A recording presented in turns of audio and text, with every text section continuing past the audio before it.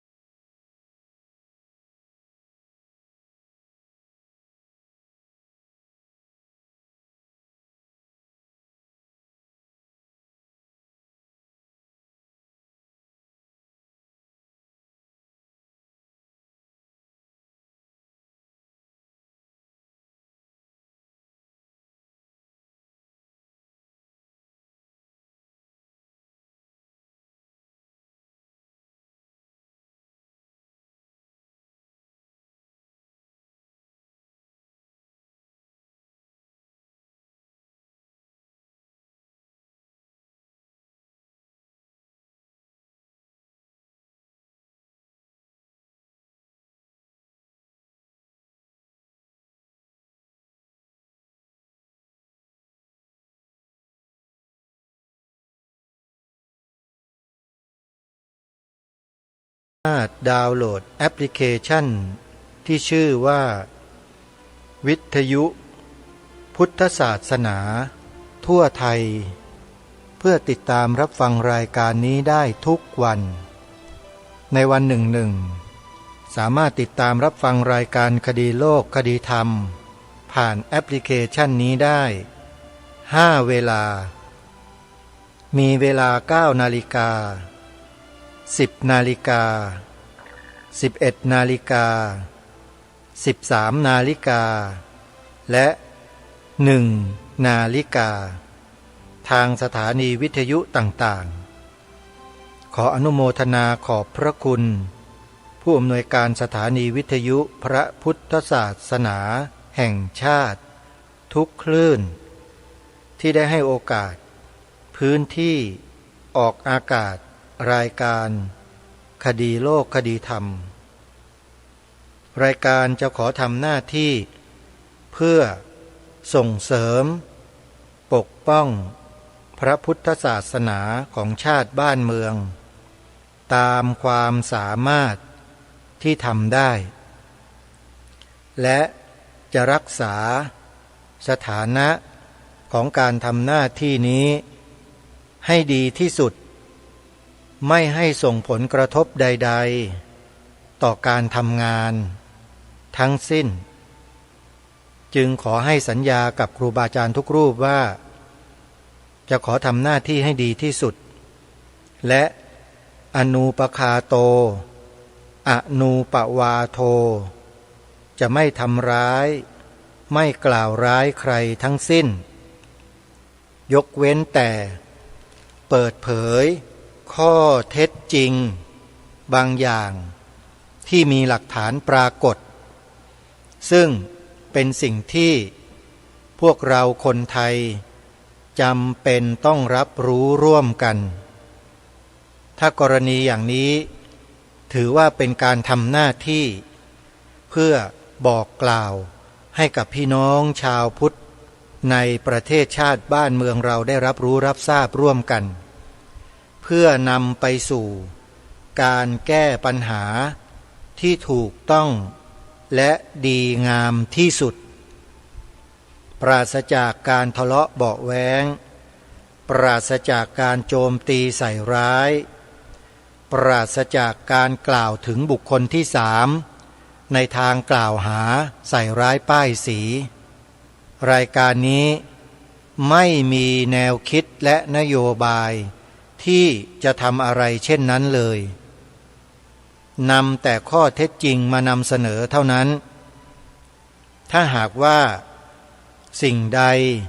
ที่ทางรายการเสนอออกไปนั้นไม่ตรงตามข้อเท็จจริงก็สามารถที่จะโต้แย้งได้แล้วนำหลักฐานมาว่ากันทางรายการได้เน้นย้ำให้กับพวกเราคนไทยได้รับรู้รับทราบถึงความเป็นไทยของเราให้มั่นคงในหลักการนี้มาโดยตลอดเช่นประเทศไทยของเรานี้มีพระพุทธศาสนาเป็นศาสนาประจำชาติยังคงยืนยันความจริงและถูกต้องในข้อนี้ต่อไป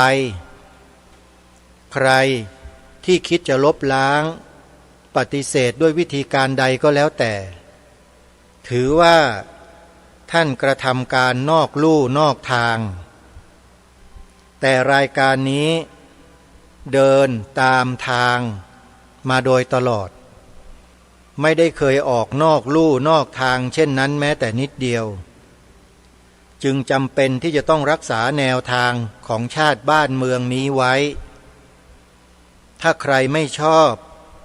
ใครไม่พอใจช่วยไม่ได้เพราะ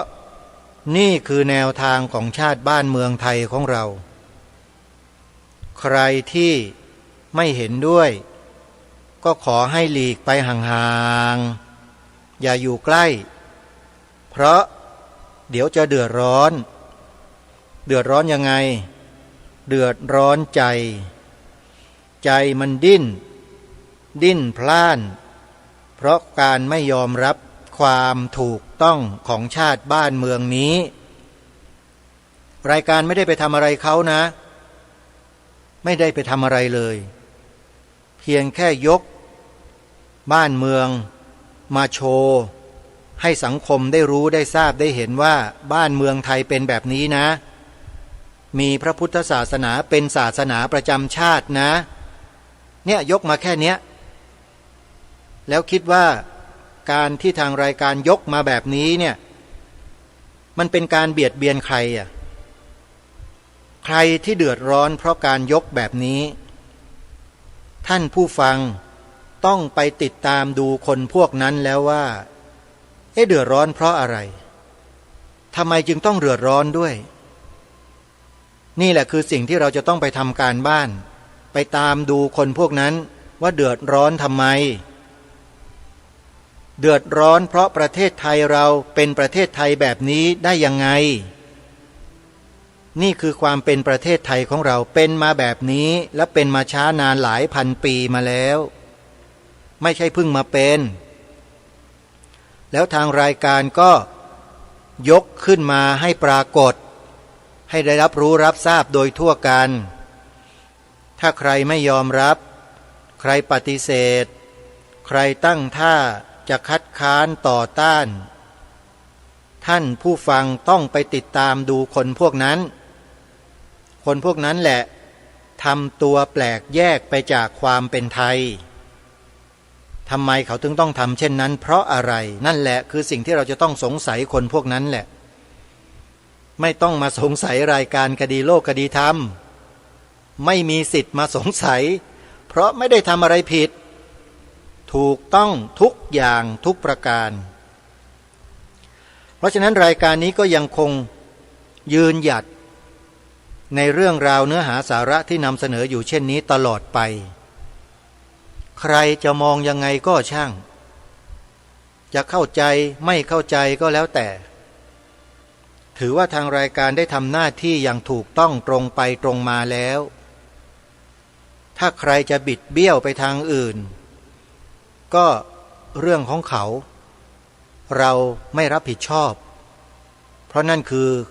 ความต้องการของเขาเองทั้งที่รู้อยู่ว่าทำอย่างนั้นไม่ได้บิดเบี้ยวไม่ได้บิดเบือนก็ไม่ได้ทำยังไงที่ผิดเพี้ยนไปออกนอกลู่นอกทางไม่ได้ทั้งนั้นเลยมันผิดหมดแต่ถ้ายังฝืนทำอยู่นั่นก็หมายความว่ามีความพยายามอย่างแรงกล้าท่านผู้ฟังต้องไปคอยจับตาดูคนพวกนั้นแล้วล่ะว่าทำไมจึงมีความพยายามอย่างแรงกล้าผิดปกติไม่ต้องมาจับตาดูรายการนี้เพราะรายการนี้เดินมาถูกทางตามทางแนวทางที่บรรพบุรุษวางไว้เป็นอย่างดีไม่ได้ออกนอกลู่นอกทางแม้แต่นิดเดียวอันนี้ขอฝากไว้ตอนต้นรายการให้พวกเราได้เข้าใจร่วมกันจึงขอกราบขอบพระคุณผู้อำนวยการสถานีวิทยุพระพุทธศาสนาแห่งชาติคลื่นต่างๆอีกครั้งหนึ่งที่ให้โอกาสรายการคดีโลกคดีธรรมนี้ได้ทำหน้าที่ถูกต้องตรงไปตรงมาถ้าหากว่ารายการนี้ทำนอกลู่นอกทางก็คงจะถูกตัดรายการออกไปนานแล้วญาติโยมแต่นี่ไม่เคยทำเลยเช่นนั้นตรงทางเป๊ะเลยไม่เคยบิดเบี้ยวด้วยแล้วแถมยังยกหลักฐานมาแสดงให้ท่านทั้งหลายได้ประจักษ์แจ้งทุกครั้งไม่เคยที่จะนิ่งเฉยพูดแล้วก็ตีตัวกลับออกไปที่นู่นที่นี่โดยไม่สนใจว่าอะไรจะค้างคาใจท่านผู้ฟังอยู่โดยเฉพาะเรื่องศาสนาประจำชาติเนี่ยไม่เคยปล่อยให้ค้างคาใจแม้แต่นิดเดียวถามมาโดยตลอดว่าทุกท่านเชื่อมั่นไหม ว่าประเทศไทยเรามีพระพุทธศาสนาเป็นศาสนาประจำชาติเนี่ยเชื่อมั่นไหมในข้อความจริงข้อนี้ที่ไม่เชื่อเพราะที่เชื่อเพราะบางคนก็บอกว่ามีหลักฐานหรือเปล่ามีเยอะแยะไปหมด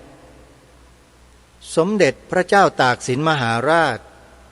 เมื่อทรงกอบกู้แผ่นดินไทยกลับคืนมาเป็นเอกราชได้แล้วก็ทรงยกพระพุทธศาสนาชัดเจนว่าถวายแผ่นดินให้เป็นพุทธบูชานั่นหมายความว่าสมเด็จพระเจ้าตากสินมหาราชทรงประกาศเป็นบรมราชโองการว่าประเทศไทยหรือแผ่นดินไทยของเรานี้เนี่ยทั้งหมด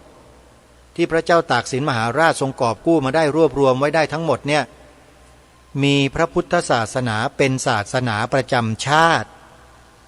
หมายความอย่างนั้นพอมาถึงต้นกรุงรัตนโกสินทร์พระบาทสมเด็จพระพุทธยอดฟ้าจุฬาโลกทรงมีพระบรมราชโองการความตอนหนึ่งชัดเจนว่าตั้งใจจักอุปถัมภกยกพระพุทธศาสนาจักป้องกันขอบขันธสีมารักษาประชาชนแลมนตรีพระเจ้าแผ่นดินเมื่อทรงประกาศเป็นพระบรมราชโองการเช่นนี้ก็หมายความว่าทรงประกาศให้กรุงรัตนโกสินทร์นี้มีพระพุทธศาสนาเป็นศาสนาประจำชาติแค่นั้นไม่พอองค์พระบาทสมเด็จพระจอมเกล้าเจ้าอยู่หัวรัชกาลที่สี่ทรงประกาศว่าพระนครนี้เป็นถิ่นที่ของคนนับถือพระพุทธศาสนามาแต่เดิมไม่ใช่แผ่นดินของศาสนาอื่นคนที่ถือศาสนาอื่นมาแต่อื่นก็ดีอยู่ในเมืองนี้ก็ดีจะโทมนัสน้อยใจด้วยริษยาแก่พระพุทธศาสนาเพราะบูชาอันนี้ไม่ได้ด้วยไม่ใช่เมืองของศาสนาตัวเลยถ้าโทมนัสก็ชื่อว่าโลภล่วงเกินไปสิ่งนี้บ่งบอกให้เห็นว่าพระองค์ทรงประกาศเป็นในว่าแผ่นดินสยามนี้มีพระพุทธศาสนาเป็นศาสนาประจำชาติรัชกาลที่สี่แล้วนะมาถึงรัชสมัยของพระบาทสมเด็จพระจุลจอมเกล้าเจ้าอยู่หัวพระบาทสมเด็จพระมงกุฎเกล้าเจ้าอยู่หัวก็เช่นเดียวกันทรงประกาศในลักษณะเดียวกันเหมือนกันโดยเฉพาะรัชสมัยของพระบาทสมเด็จพระมงกุฎเกล้าเจ้าอยู่หัวรัชกาลที่6ถึงขนาดพระองค์ทรงเปลี่ยนธงชาติทรงมีพระบรมราชโองการให้เปลี่ยนธงประจำชาติไทยจากธงช้างพื้นสีแดงให้เป็นธงไตรรงค์3 สีไม่ใช่เปลี่ยนอย่างเดียวแต่พระราชทานความหมายไว้ชัดเจนเลยจนถึงวันนี้เลยนะยังไม่มีใครที่จะเปลี่ยนแปลงสิ่งนี้ได้อีกต่อไปไม่สามารถจะเปลี่ยนได้อีกต่อไปนะโยมทำไมจึงเปลี่ยนไม่ได้เดี๋ยวค่อยมาว่ากันแต่มาดูความหมายที่พระองค์พระราชทานไว้ก่อนขอร่ำรำพันบรรยายความคิดเครื่องหมายแห่งสีทั้ง3งามถนัดขาวคือบริสุทธิ์สีสวัสดิ์หมายพระไตรรัตน์และธรรมะคุ้มจิตไทยแดงคือโลหิตเราไซร้ซึ่งยอมสละได้เพื่อรักษาชาติศาสนาน้ำเงินคือสีโสภาอันจอมประชาทะโปรดเป็นของส่วนองค์จัดริ้วเข้าเป็นไตรรงค์จึงเป็นสีธงที่รักแห่งเราชาวไทยทหารอวตารนำไป ยงยุทธวิชัยวิชิตก็ชูเกียรติสยามขาวคือบริสุทธิ์ศรีสวัสดิ์หมายพระไตรรัตน์และธรรมะคุ้มจิตไทยแปลเป็นอย่างอื่นไม่ได้เลยนอกจากพระพุทธศาสนาเท่านั้นถ้าใครไปแปลเป็นอย่างอื่นที่นอกเหนือจากนี้ผิดหมดจะเป็นผู้หลักผู้ใหญ่ขนาดไหนก็ผิดถ้าแปลไม่ถูกต้องพระองค์ทรงกำหนดไว้ชัดเจนว่าพระไตรรัตน์และธรรมะคุ้มจิตไทยพระพุทธศาสนาทั้งนั้นเลยไม่มีอย่างอื่นอันนี้ขอให้พวกเราเนี่ยจงยึดมั่นในพระราชนิพนธ์ของพระองค์ท่านไว้อย่าผิดเพี้ยนเป็นอันขาดอย่าไปเชื่อและฟังผู้ใดในโลกนี้ทั้งสิ้นนอกจากพระราชนิพนธ์ของพระองค์ที่ถูกต้องนี้เท่านั้นใครไปตีความเบี้ยวบิดเพี้ยนผิดบิดเบือนของพระองค์ท่านผิดหมดทุกคนขอให้ยืนหยัดในข้อนี้กันไว้ลูกหลานเยาวชนไทยเราตลอดระยะเวลาการศึกษา40 ปีที่ผ่านมาเนี่ยถูกล้างสมองไปเยอะเลยไม่เชื่อลองไปถามเด็กๆเยาวชนทุกวันนี้ดูดิว่าสีขาวในธงชาติหมายถึงอะไรเด็กตอบกันไม่ได้ตอบแบบสเปะสปะเละเทะกันไปหมดแล้วเพราะอะไรเพราะผู้ใหญ่ตัวดีนี่แหละไม่สอนเด็กวันเด็กก็กลายเป็นเด็กเกเรเพราะสังคมโกเกมีผู้ใหญ่นำเราสร้างเทคให้เด็กได้โยกบั้นเด้าดมยาดื่มเหล้าเอาให้เมาเช็ดดินลูกหลานก็คืบคลานลงเหวอนาคตเลวๆเพราะผู้ใหญ่ตัวดีคำขวัญเขียนกันได้ทุกปีเผื่อผู้ใหญ่บ้างสิสมมาดุลกันบทเพลงเขาว่าแบบนี้เทียบเคียงกระทบกระเทียบสังคมสะท้อนให้พวกเราผู้มีสติปัญญาได้รับรู้รับทราบเป็นการเตือนจิตเตือนใจคนอย่างพวกเราทั้งหลายเนี่ยไม่ให้ไหลไปตามกระแสที่ผิดรายการคดีโลกคดีธรรมจึงมากระตุ้นเตือนซ้ำๆอยู่บ่อยๆในเรื่องเหล่านี้เพื่อให้พวกเราเนี่ยกระเตื้องกันขึ้นมาบ้างกระเตื้องบ้างกระตุกก็แล้วกระตุ้นก็แล้วถ้าไม่กระเตื้องก็จะกระตุ้นแล้วก็กระตุกกันอยู่แบบนี้ตลอดไปหยุดไม่ได้ถ้ายิ่งหยุดยิ่งเละเพราะฉะนั้นรายการนี้หยุดไม่ได้จริงๆเพราะดูสถานการณ์แล้วญาติโยมสาธุชนหลายๆคนมาบอกมาฟ้องส่งข้อมูลมาให้ตามโรงเรียนต่างๆอะไรต่างๆเนี่ยเพี้ยนหมดแล้วโยมไม่ใช่เรื่องเล่นๆแล้วนะเด็กๆเยาวชนเราเพี้ยนกันไปหมดแล้วนะเรื่องชาติศาสนาพระมหากษัตริย์เนี่ยเพี้ยนนะจะบอกให้ถ้าไม่เชื่อลองไปทดสอบถามลูกหลานของโยมดูเองที่กำลังฟังรายการทุกคนเนี่ยไปถามดูสิลูกๆหลานๆที่กลับมาจากโรงเรียนน่ะถามคำเดียวสีขาวในธงชาติเนี่ยโรงเรียนเขาสอนให้หมายถึงอะไรนั่นแหละเด็กจะสะท้อนให้เห็นถึงโรงเรียน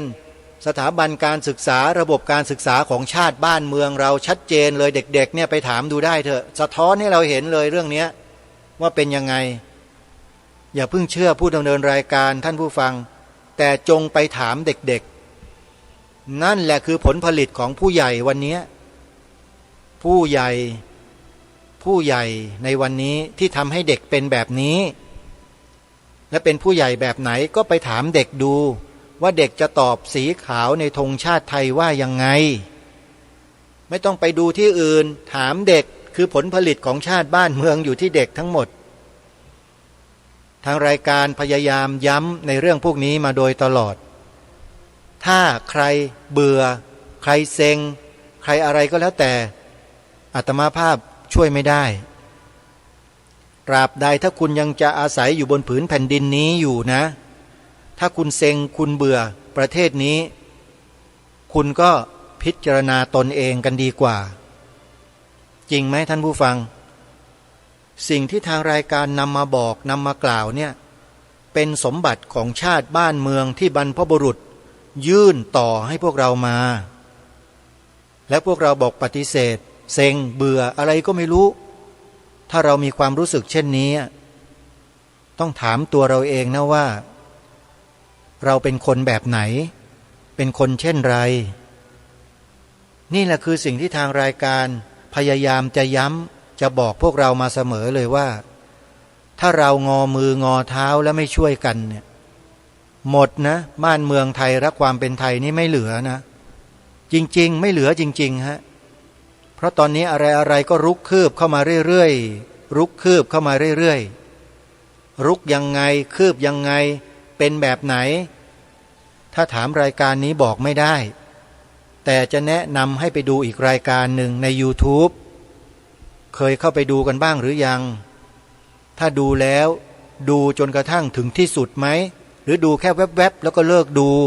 ถ้าอย่างนั้นไม่ต้องมาคุยกันดูให้มันถึงที่สุดดูตั้งแต่ต้นจนจบแล้วจะเข้าใจเชื่อว่าใครที่ดูต้นจนจบ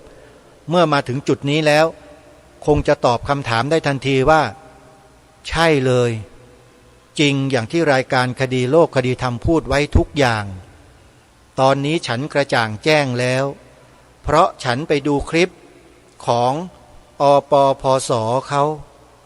าลากไส้สิ่งเหล่านั้นออกมาให้เราเห็นหมดเลยลากไส้อะไรที่มันขดอยู่ในประเทศไทยไส้เน่าๆเนี่ยออกมาให้ดูทีละขดทีละขดโอ้โหเห็นชัดเจนถ้าใครไม่ดูก็จะไม่รู้เลยว่าเกิดอะไรขึ้นไปดูนะจดเอาไว้ปากกากระดาษเตรียมพร้อมหรือจดในโทรศัพท์ก็ได้เข้าไปใน YouTube แล้วพิมพ์อักษรพยัญชนะไทย4ตัวลงไปพยัญชนะไทยเรานี่แหละ4ตัวมีอะไรบ้างออ่างปอปลาพอพานสอเสือพิมพ์ลง YouTube แล้วกดค้นหาคลิปเหล่านั้นจะออกมาแล้วไปกดที่ช่องของเขาช่องที่เป็นสัญลักษณ์ที่อยู่ข้างล่างจอกดตรงนั้นแล้วก็ไปกดดูคำว่าวิดีโอผลงานที่เขาเผยแพร่อยู่จะปรากฏขึ้นมาเต็มไปหมดเลยแล้วก็เลื่อนขึ้นไปดูข้างล่างก่อนตั้งแต่เริ่มต้นว่าเขาได้เผยแพร่เรื่องอะไรมาตามลำดับอันนี้แนะนำให้ดูอย่างนี้นะแล้วดูให้หมดทุกคลิปเลยแล้วท่านจะรู้ถ้าท่านดูนิดๆหน่อยๆแล้วท่านก็บอกว่าดูแล้วไม่เห็นมีอะไรนั่นแปลว่าท่านโกหกถ้าพูดอย่างนี้โกหกชัดๆเลยว่าไม่มีอะไรมีเต็มไปหมดเลยสิ่งที่เราคนไทยไม่เคยรู้มาก่อนเพราะมีคนพยายามปกปิดความจริงหลายๆประการของบ้านของเมืองของเรานี่แหละเราจึงไม่รู้อะไรเลย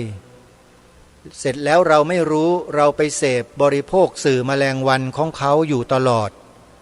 แล้วเราก็มาทะเลาะกันเถียงกันโต้กันเรื่องของชาติบ้านเมืองตัวเองแท้ๆเลย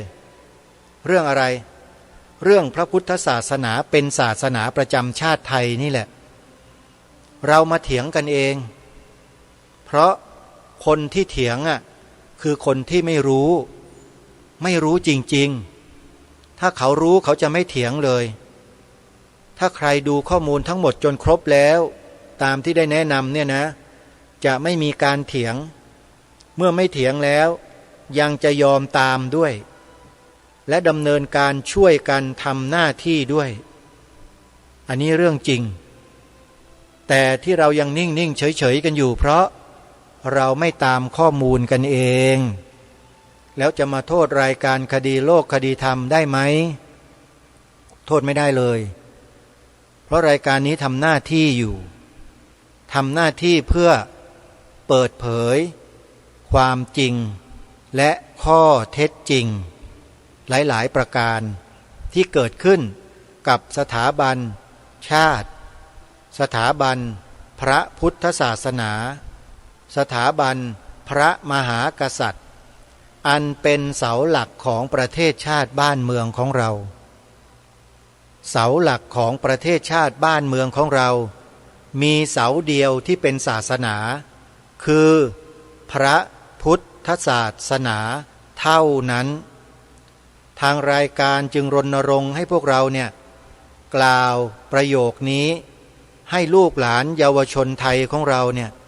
ได้สดับรับฟังและกล่าวตามเราให้ได้ทุกคำให้เหมือนกันหมดคือพระพุทธศาสนาเป็นศาสนาประจำชาติไทยของเราประโยคนี้แหละที่จะสามารถยับยั้งความเสื่อมสลายของความเป็นประเทศไทยได้ยับยั้งได้ทันทีและยาวนานด้วยเพราะนี่คืออัตลักษณ์สัญลักษณ์เอกลักษณ์ของความเป็นประเทศไทยของเราที่ทั่วโลกรู้จักตั้งแต่อดีตมาจนถึงปัจจุบันแต่ลูกหลานเยาวชนคนไทยในประเทศไทยถูกล้างความรู้สึกนึกคิดนี้ออกแล้วใส่ความคิดที่ใหม่ๆที่มันไม่ถูกต้องเข้าไปในสมองด้วยกระบวนการอะไรบางอย่างซึ่งทางรายการพูดไม่ได้แต่อปพส.พูดอยู่ทุกวันจึงแนะนำให้ไปดูคลิปของอปพส.แล้วท่านจะทราบข้อมูลเหล่านั้นท่านสาธุชนผู้ฟังทุกท่านรายการนี้ตั้งขึ้นมาจัดรายการขึ้นมาเพื่อเปิดเผยข้อมูลบางอย่างที่เป็นความจริงและเป็นความถูกต้องของชาติบ้านเมืองให้พวกเราได้รับรู้แล้วยึดเป็นหลักให้ได้อย่าโอนเอ็นอย่าง่อนแง่นคลอนแคลนเป็นอันขาดอย่าเป็นเสาไม้หลักปักเลนเป็นอันขาดแต่จงเป็นเสาระเนียดที่ปักอยู่บนผืนแผ่นดินอย่างมั่นคงถาวรตลอดกาลนั่นแหละคือสิ่งที่ทางรายการปรารถนานักให้พวกเราเป็นเช่นนั้นอย่าไปหวั่นไหวกับสิ่งที่นอกเหนือไปจากนี้เขาพยายามจะทำทุกอย่างนั่นแหละเพื่อให้ประเทศไทยและความเป็นไทยของเราเปลี่ยนแปลงความเปลี่ยนแปลงมันเปลี่ยนเริ่มต้นจากอะไรฮะสร้างแนวคิดใหม่ให้เกิดขึ้นเหมือนสมการที่เคยบอกกับท่านผู้ฟังไปบ้างแล้วสมการ e mod 2ซึ่งสมการนี้ได้ถูกกำหนดขึ้นมาเป็นระยะเวลาที่ยาวนานแล้วและประเทศไทยเราเนี่ยคือเป้าหมายนั้นแล้วเขาก็ใช้สมการนี้แหละมาครอบประเทศไทยของเราผ่านระบบต่างๆระบบนั้นระบบโน้นระบบนี้และระบบเหล่านี้ก็ถูกล็อกสเปคให้เดินแบบนี้ทางรายการพูดไม่ได้แต่รู้ข้อมูลอยู่ที่อปพส.ท่านต้องไปดูเองเขาล็อกเลยล็อกสเปคนั้นไว้ตามสมการ e mod 2และยุทธการ force 21คิดว่าหน่วยงานความมั่นคงเนี่ยจะทราบในเรื่องพวกนี้ดีว่าคืออะไรและผู้ที่มีความรู้ข้อมูลเหล่านี้ได้เป็นอย่างดีเป็นพระสงฆ์เหมือนเราเนี่ยมีอยู่แต่ไม่ขอเอ่ยนามท่านถ้าหากใครต้องการจะทราบข้อมูลที่ผู้ดำเนินรายการพูดเดี๋ยวจะพาไปให้รู้จักผู้ที่รู้เรื่องราวเหล่านี้เป็นอย่างดีเนี่ยท่านเข้าใจสถานการณ์เป็นอย่างดีแล้วท่านก็พยายามที่จะทำ อย่างที่ทางรายการคดีโลกคดีธรรมทำมาโดยตลอดแต่พอมาถึงจุดหนึ่งจุดเปลี่ยนมันมีเปลี่ยนเพราะเหตุผลบางประการที่จำเป็นจึงมีอันจะต้องยกเลิกบางสิ่งบางอย่างและดำเนินแนวทางใหม่แต่ทางรายการเข้าใจและได้ปรึกษาพูดคุยให้เหตุให้ผลจนเข้าใจกันดีแล้วก็ได้ขอพรท่านว่าผมจะขอทำหน้าที่ต่อไปทำไปในแนวทางเดียวกันที่เคยทำนี่แหละจะเป็นอะไรไหมท่านก็ให้พรว่าดีแล้วท่านทำต่อไปได้เพราะท่านเกิดมาเพื่อทำหน้าที่นี้ท่านว่าถึงขนาดนี้โยมแล้วจะให้อาตมาภาพหรือกระผมเนี่ยหยุดทำหน้าที่ตรงนี้ได้ยังไงถึงเป็นคนสุดท้ายก็ลองดูยึดถือบทเพลงพระราชนิพนธ์ของพระบาทสมเด็จพระเจ้าอยู่หัวรัชกาลที่9ไว้ในหัวจิตหัวใจตลอดเพลงนี้จำได้ไหมฮะถึงเป็นคนสุดท้ายก็ลองดูจำได้ไหมโยมเป็นเนื้อเพลงของอะไรเพลงอะไรเพลงเราสู้ลองไปเสิร์ชหาดูใน YouTube นะแล้วไปเปิดฟังกันให้เต็มฟังเนื้อหาให้จบแล้วท่านทั้งหลายจะทราบดีว่าที่รายการคดีโลกคดีธรรมยืนหยัดพูดรายการอยู่ในลักษณะเช่นนี้ตลอดมาแล้วก็จะตลอดไปเนี่ยเพราะอะไรฟังเพลงเราสู้ซึ่งเป็นบทเพลงพระราชนิพนธ์ให้จบแล้วท่านจะเข้าใจในระดับหนึ่งเลยแหละว่าทำไมต้องทำเช่นนี้ด้วยถึงเป็นคนสุดท้ายก็ลองดูหยุดไม่ได้ไงให้ถึงที่สุดไปเลยเพราะเราทำในสิ่งที่ถูกต้องสิ่งที่บรรพชนสืบสารรักษาต่อยอดมาเราไม่ได้ทำนอกลู่นอกทางแม้แต่นิดเดียวแล้วถ้าใครมาบอกว่าเราทำผิดทำไม่ถูกต้องก็ต้องลองดูกันสักตั้งหนึ่งคนที่มากล่าวหาว่าสิ่งที่ทำอยู่นี้ไม่ถูกต้องเนี่ยไม่ถูกต้องยังไงเอาเหตุผลและหลักฐานมาดูสิเราก็จะมีเหตุผลแล้วก็มีหลักฐานเต็มเลยมาหักล้างกันดูสิว่าหลักฐานใครจะแน่กว่ากันและต้องเปิดเผยในที่สาธารณะนะจัดเวทีเปิดเผยข้อมูลกันเลยว่าทำไมประเทศไทยจึงปฏิเสธพวกคุณจึงปฏิเสธว่าประเทศไทยไม่ได้มีศาสนาพุทธเป็นศาสนาประจำชาตินะคุณเอาอะไรมาเป็นหลักฐานเรามีประวัติศาสตร์เต็มไปหมดเลยกับบ้านเมืองนี้มีพระบรมราชโองการมีพระปฐมบรมราชโองการมีพระราชปณิธานมีพระบรมราโชวาทมีพระราชนิพนธ์เต็มไปหมดเลยที่บ่งบอกว่าประเทศไทยมีพระพุทธศาสนาเป็นศาสนาประจำชาติเรามีหลักฐานเยอะเต็มไปหมดเลยก็จะดูเหมือนกันว่าใครที่จะนำเอาหลักฐานเท็จอะไรมาโต้แย้งอันนี้ประชาชนเขาก็คอยดูกันอยู่เหมือนกันแต่เชื่อเถอะท่านผู้ฟังยังไงก็ไม่มีใครที่คิดจะทำอะไรเช่นนั้นแน่นอนเพราะคนที่เขาต้องการจะลบล้างความเป็นประเทศไทยของเราเนี่ยนะเขาไม่โผล่หน้าไม่โผล่หัวมาให้เราเห็นหรอกเขาแอบเขาซ่อนอยู่เขาโผล่ออกมาไม่ได้โผล่ออกมาคนไทยก็รู้สิพอคนไทยรู้แล้วคนไทยจะทำยังไงล่ะอันนี้ก็แล้วแต่อนาคตนะคาดการไม่ได้แต่ขอบอกได้เลยว่าคนไทยไม่ยอมไม่ได้นะโยมยอมให้ใครมาบิดเบือนมาทำลายความเป็นไทยของเราไม่ได้นะ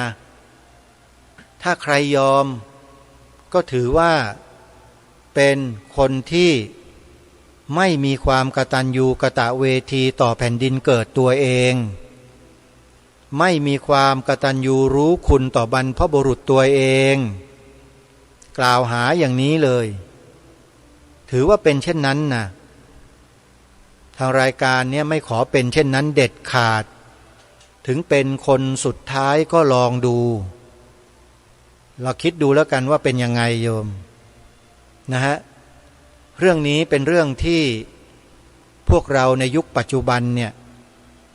มักจะมองว่าเป็นเรื่องไร้สาระมักจะมองว่าเป็นเรื่องที่ไม่มี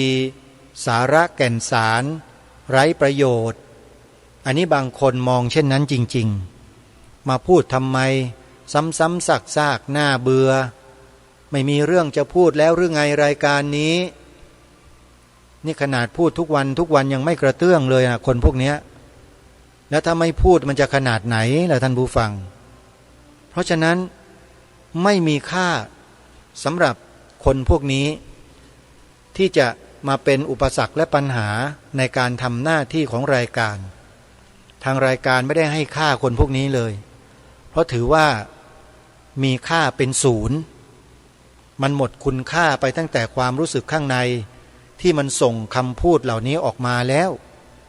แปลว่าทั้งภายนอกทั้งภายในไร้แก่นสารสาระไม่มีอะไรเลยคนประเภทนี้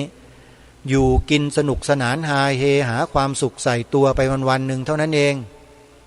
ไม่ได้นึกถึงชาติบ้านเมืองไม่ได้นึกถึงบรรพชนของตัวเองไม่มีความรู้คุณกตัญญูกตเวทีต่อบรรพบุรุษตัวเองมีคุณค่าไหมล่ะคนพวกนี้หรือใครว่ายังมีคุณค่าอยู่แล้วยอมไปสยบเป็นพวกกับคนพวกนี้มีไหมถ้ามีก็ขอแสดงความเสียใจด้วยที่ท่านทั้งหลายจะพากันลงไปสู่ที่ต่ำหลังจากสิ้นชีวิตในโลกนี้ไปแล้วยมพบาลยมมาทูตเตรียมรถซาเล้งรอรับไว้เต็มเลยเตรียมตัวได้เลยนะบอกไว้ก่อนไม่พลาดบอกได้เลยว่าขบวนนี้ไม่พลาดแน่นอนถ้าใครทำตัวเช่นนั้นกับชาติบ้านเมืองนี้เพราะชาติบ้านเมืองนี้องค์พระมหากษัตริย์ได้ทรงยกถวายเป็นพุทธบูชาไว้หมดแล้วตั้งแต่บัดนั้นมาจนถึงบัดนี้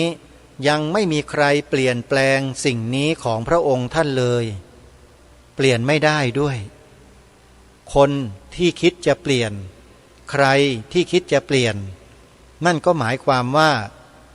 กำลังทำตนเป็นคนอักตัญญูต่อบรรพชนตัวเองหรือไม่พี่น้องคนไทยเราต้องพิจารณาข้อนี้ให้จงหนักอย่าไปยอยกอย่าไปปอปั้นคนเหล่านี้กันอยู่เลยเสียเวลาเปล่ามีแต่จะทำให้บ้านเมืองเราเนี่ยล่มจมลงทุกวันจงอย่าเป็นคนอกตัญญูต่อบรรพชนและอย่าอกตัญญูต่อแผ่นดินเกิดของตนเองเลยนะโยมนะเตือนด้วยความปรารถนาดีด้วยความหวังดีทั้งนั้นสถานการณ์ของโลกที่กำลังจะเข้ามาเนี่ยมันบ่งบอกอะไรต่อไม่อะไรให้เราได้รับรู้รับทราบกันในอนาคตมากมายเหลือเกินเพราะฉะนั้นให้เราเนี่ย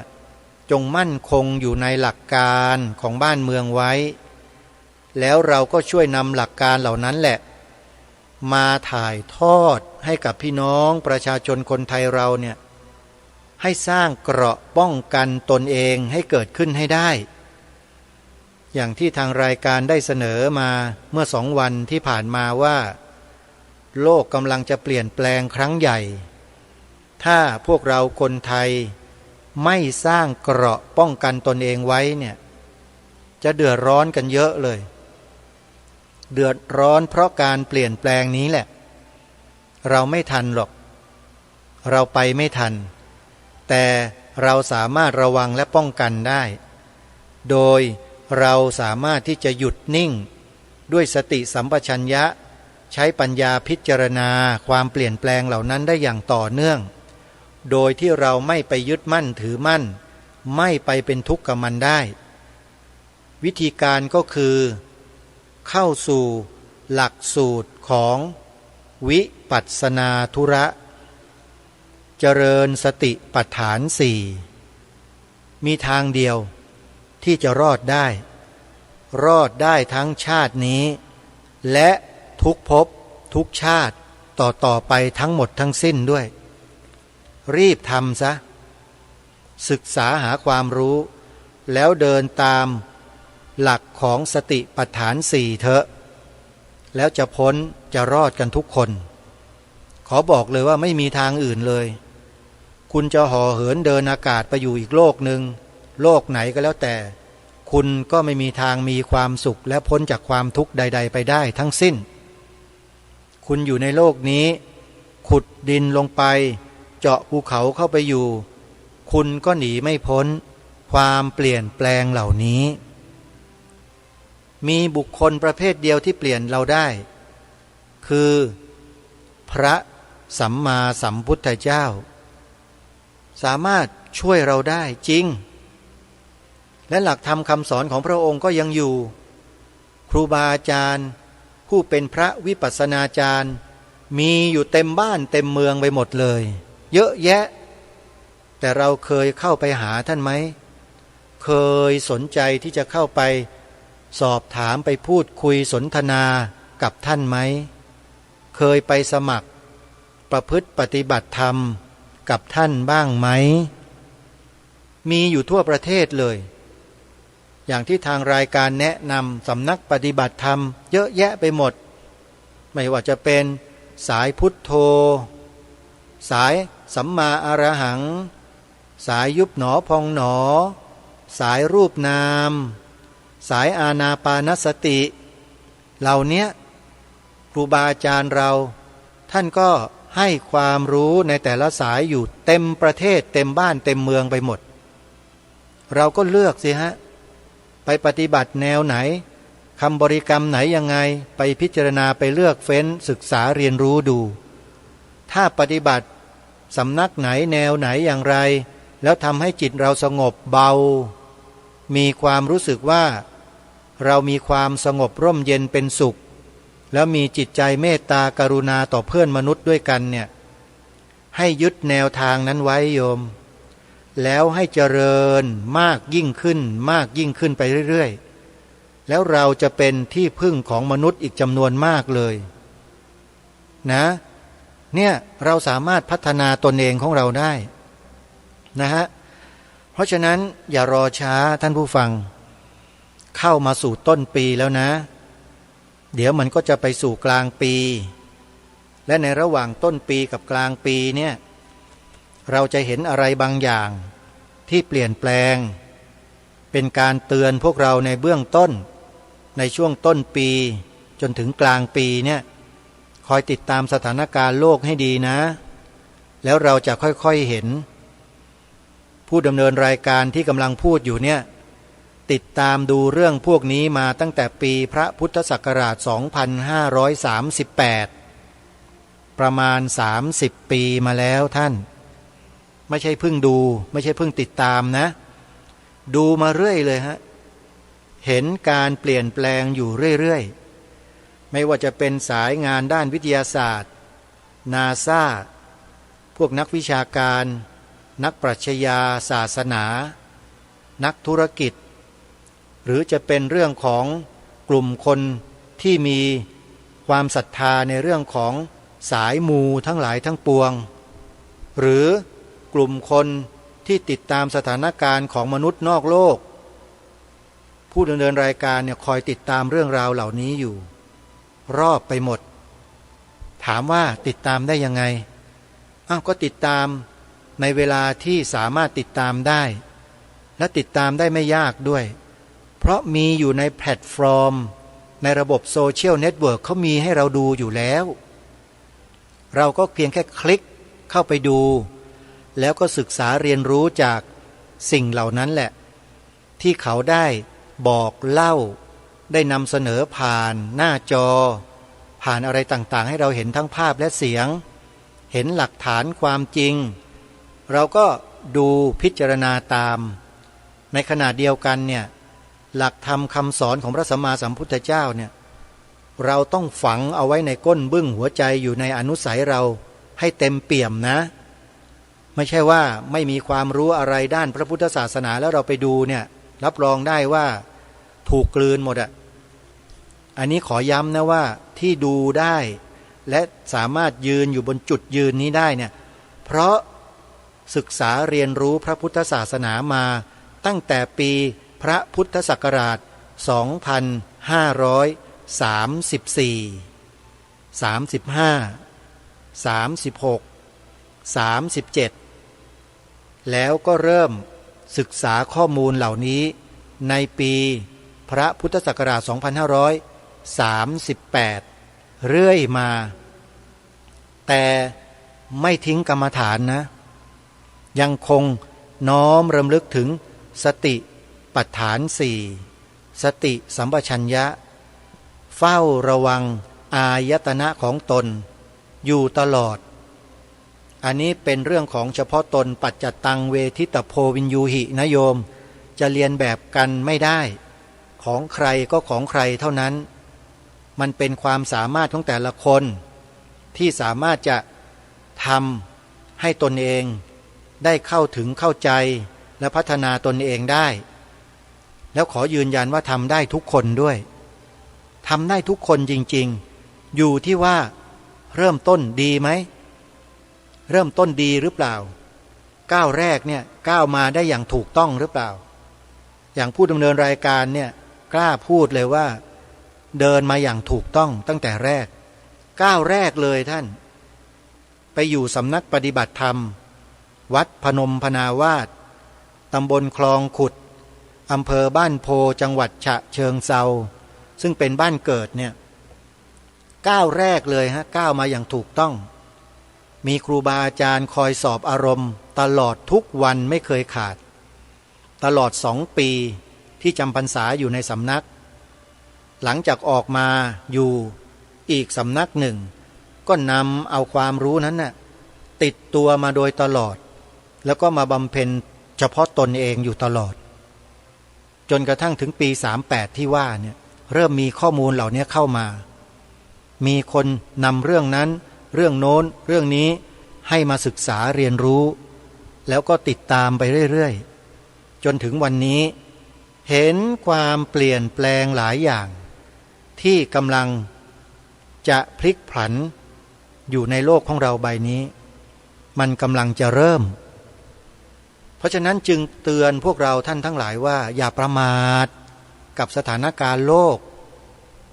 กมันพลิกผันได้โยมแต่เราจะทำยังไงเมื่อโลกมันจะพลิกผันแล้วเรารักษาสภาวะจิตของเราให้นิ่งได้สงบได้เย็นได้สว่างได้ก็เดินตามหลักของโพธิปักขิยธรรม37ประการสิเดินเลยเริ่มจากสติปัฏฐาน4สัมมัปปทาน4อิทธิบาท4อินทรีย์5พละ5โพชฌงค์7มรรคมีองค์8นี่แหละไปตามลำดับอย่าลักลั่นนะเราไม่เคยเนี่ยต้องเดินตามลำดับขั้นตั้งแต่ชั้นอนุบาลมาชั้นประถมมัธยมอุดมศึกษาเหมือนกับเรียนหนังสือเลยยังไงอย่างนั้นเลยนะขอฝากไว้ท่านผู้ฟังนี่คือทางรอดของแต่ละท่านแต่ละคนใครไม่เชื่อไม่เป็นไรนะไม่ได้ว่าแต่ทางรายการเนี่ยมีความมั่นใจว่าไม่มีแนวทางใดที่จะรักษาความเป็นมนุษย์ของเราผู้ประเสริฐเนี่ยเอาไว้ได้ดีเท่ากับหลักธรรมของพระสัมมาสัมพุทธเจ้าขอยืนยันเลยว่าไม่มีอะไรจะดีเท่านี้แล้วขอให้พวกเราได้ร่วมกันนะศึกษาเรียนรู้และปฏิบัติให้เข้าถึงกันให้ได้ขอให้ทุกท่านโชคดีนะวันนี้เวลาของรายการหมดแล้วท่านผู้ฟังต้องขอสมมุติยุติไว้แต่เพียงเท่านี้พบกับรายการได้ใหม่ในวันต่อไปขอความสุขความสวัสดีในธรรมแห่งองค์สมเด็จพระบรมศาสดาสัมมาสัมพุทธเจ้าจงปรากฏเกิดมีขึ้นในจิตใจของท่านผู้ฟังทุกท่านทุกคนเทินขอเจริญพรกล้าคิดก็ต้องกล้าทำอย่ากลัวถ้าทำความดีเร่งศึกษาปัญหาให้ทันท่วงที เมืองไทยจะพัฒนากว่านี้ รายการดีๆคดีโลกคดีธรรม ขอรำพันบรรยายความคิดเครื่องไม้แห่งสีทั้งสามงามถนัด ขาวคือบริสุทธิ์สีสวัสดิ์หมายพระไตรรัตน์และธรรมะคุ้มจิตไทย แดงคือโลหิตเราใสซึ่งยอมสละได้เพื่อรักษาชาติศาสนา น้ำเงินคือสีโสภา